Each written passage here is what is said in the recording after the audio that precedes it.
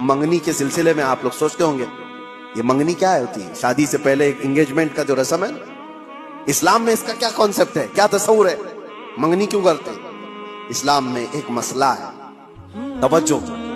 کوئی مال میں خریدنے کے لیے گیا، مثال کے طور پر ایک قالین مجھے خریدنی تھی، میں نے صاحب مال سے یعنی دکان والے سے اس کی قیمت لگائی، اس نے کہا یہ 1000 روپے کی۔ ابھی ہماری بات چیت چل رہی ہے، دوسرے صحابہ آئے اور انہوں نے اس کی بولی لگا دی۔ حضور فرماتے ہیں یہ جائز نہیں جب تک کہ تمہارا پہلا بھائی بات مکمل نہ کر لے۔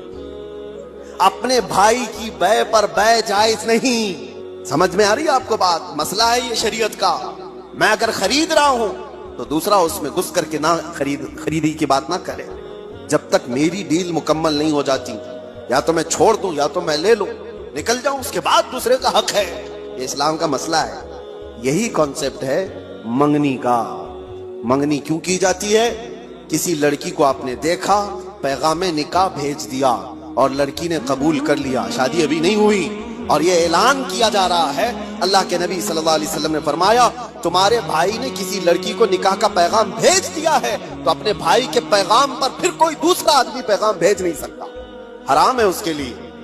اب وہ اس کو پوچھ نہیں سکتا، کیونکہ جب تک ان کی ڈیل مکمل نہ ہو جائے، یا تو ٹوٹ جائے، ختم ہو گئی کہ نہیں کرنا ہے شادی، تو اس کے بعد نئے سرے سے اگر کوئی چاہے تو پھر اس کے پاس پیغام نکاح بھیج سکتا ہے، ورنہ جب تک کوئی مسلمان کسی عورت کے نکاح کے پیغام بھیجا ہوا ہے اس وقت تک دوسرا کوئی اس کو پیغام نکاح نہیں بھیج سکتا۔ یہ ہے حقوق اسلام، اتنا زیادہ محفوظ رکھا گیا ہے۔